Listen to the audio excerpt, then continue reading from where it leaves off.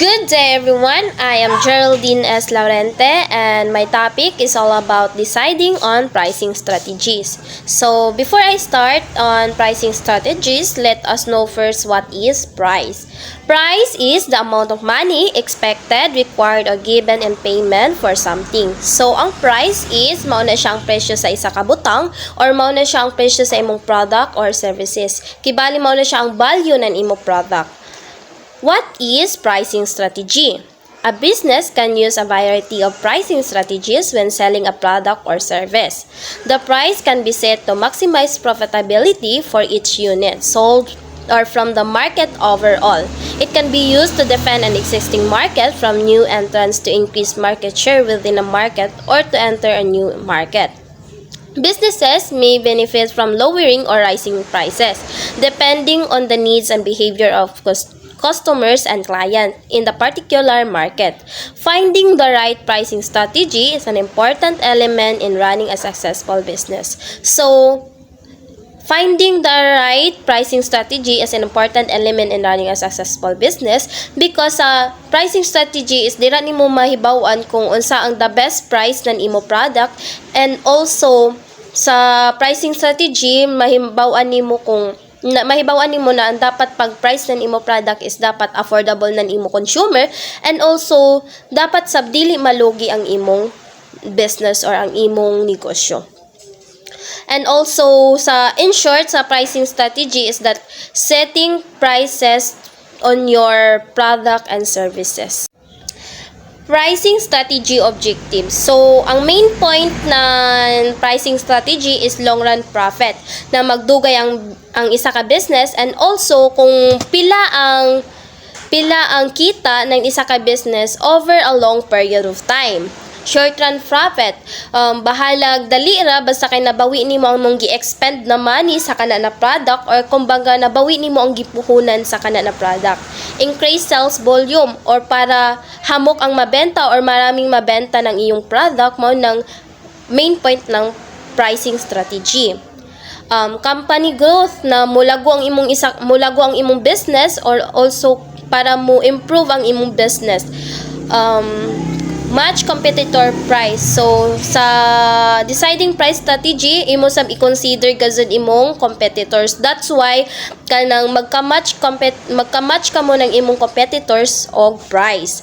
Create interest and excitement about the product. So, ang main point sab ng pricing strategy is that para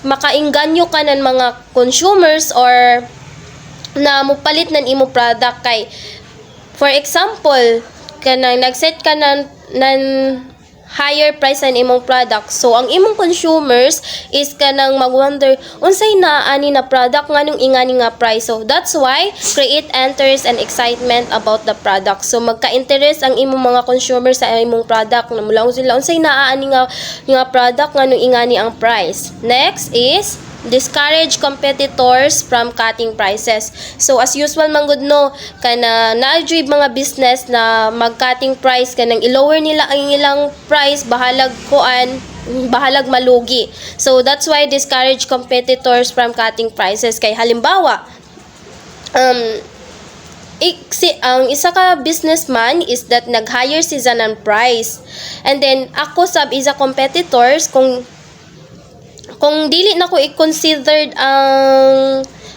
di ba kay ingon man i-consider nimo ang imong competitors price kay para mag-match mo ng imong competitors. So if katong nga competitors nag-hire ng price, and then even na nag-hire sila ng price, hamok gihapon nagadiman sa product, so ako na competitors, why should I cut my price kung imong sa isa pa lang gani na price is nahamok na ang nagdemand bisan higher ang price. So mao na discourage competitors from cutting prices. Next is social and ethical ideological objectives. So para sa social and ideological na mga layunin, so para ma-improve ang business industries, mga ingana. Discourage new entrants, so para wala na mo enter na new business. Kay for example, kung di ba nilaw na pricing strategy, kung maka-find ka ng right pricing strategy is that mo improve or makagain ka ng successful business. So kung ikaw nag-successful na ka, so murag ang new entrants is dili na mo enter kana na business kay murag ma-discourage sila na ay uy, dili na lang ako mo enter sa kana na business kay ulno naman ini siya, dili lisod na kompetensya lisod na ikompetensya kay mo nang kanang discourage nyo insan murag kanang dili na lang sila mo enter na new business tungod kay imong business is famous na, ulno na, dili na maapas kibali nilang untara. And then no, discourage yun sa mauna na maglow ang imong competitors, gagmay na imong competitors kay ma-discourage sila na kung ang dili na lagi ka maapas, so kay grabe na kaul ni imong business. Next is survival. So ang main point gazud ng pricing strategy is survival. Maka-survive ang imong business or also kanang magdugay ang imong business. Decision and pricing strategy. So in decision and pricing strategy is that i-consider nimo ang fixed variable cost. So imong i-consider ang na-fix nimo na cost sa kana na product or ang imong gipuhunan sa kana nga product. Competition. So in deciding pricing strategy, imong i-consider imong mga competitors kay just like I said na kung dili nimo i-consider, what if imong competitors is nagsaka na ng prices tapos ikaw kay wala kay paki sa imong competitors kay wala nimo siya gi-consider. Masyak na lang ka kay nganong wala na mamalit sa imo hambas ang imong competitors is naglower na ng price. So dapat in deciding pricing strategy atong i-consider atong mga competitors. Company objectives. So in deciding pricing strategy atong i-consider ang unsa ang company goal nato, kung unsay goal nan ato company. Propose professioning strategies. So in deciding pricing strategy ato sab i-consider ang mga strategy o stratehiya kung hain ibutang ang isa ka business may nga na target group and willingness to pay. So ato sang i-consider sa pricing strategy ang mga target na consumers nato and ang katong mga tao na willing or willing mo bayad sa kana na price and also willing mo palit sa kana na product.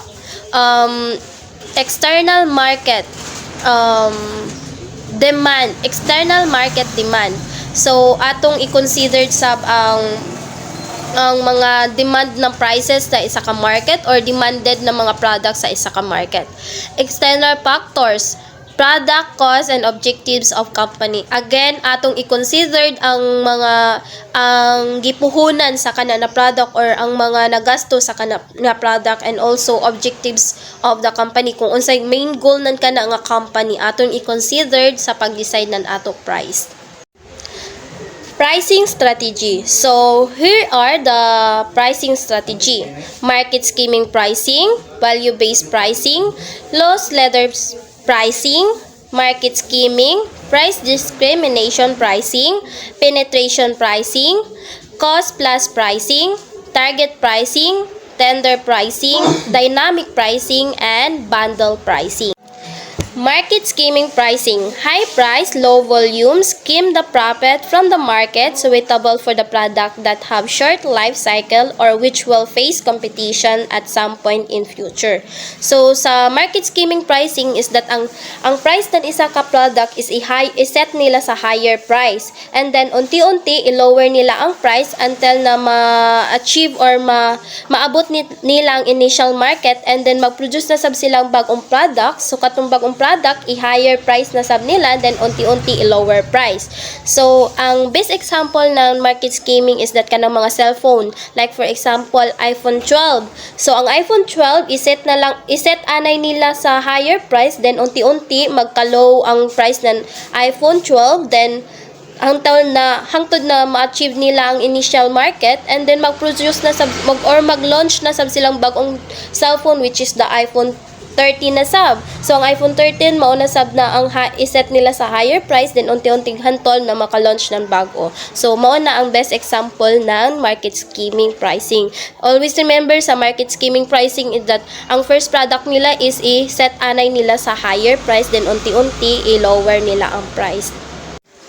Value-based pricing. Based on consumer perception, price charged according to the customer's perception, price set by the company as per the perceived value. So, sa value-based pricing is that adisay ka maka-price ng imo product is that moagis ka anay nan market research by analyzing your consumers kanang behaviors and preferences kung unsay gusto nan imo mga consumers. Like for example, ang imong research is that sa food business ang consumers perception is that dapat hamok ang karni nan isa ka bami, hamok ang serve nan bami nga na. So ako na ay food business then nagabaligya ng bami, akong serve nan isa ka bami is tag 70 pero ang katunga serve is that hamok na ang karni, hamok na ang isa ka serve. So once na i-serve to nako sa akong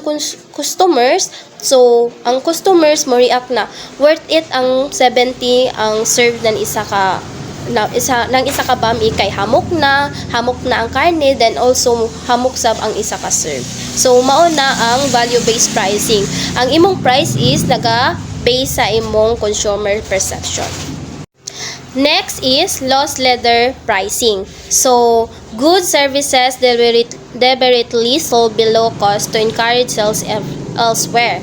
Typical in supermarkets, example at Christmas selling bottles at gin at £3 in the hope that people will be attracted to the store and buy other things. Purchase of other items more than cover loss or on items sold. So sa loss leader pricing is that mostly ginagamit ini siya sa supermarkets. Kaya di ba sa supermarket dili lang one item or dili ra isa ka product ang naa dito. Hamok ang mga klaseng product ang naa sa supermarket. Like for example lagi sa Christmas, ang isa ka supermarket is that nag-price sila ng ila gin is nag-lower sila ng price ng ila gin. And then ang purpose nag-lower sila ng price ng ila gin is that para maka-attract ng mga consumers or mga customers para hamok kibali ang muadto sa kanan na store. Then for example, kanang di ba nag-lower na kamo ng price ng inyo jeans. So ang imo consumers na naghanap ng jeans mo ingon na ay adto ta ini na store kay lower ang ilang price ng ila jeans. So pag adto didto dili naman ang jean ang ilang sabadtuon dito kay syempre naa na sila sa store, so mamalit ra kan sab sila ng gamiton nila sa Christmas. Like for example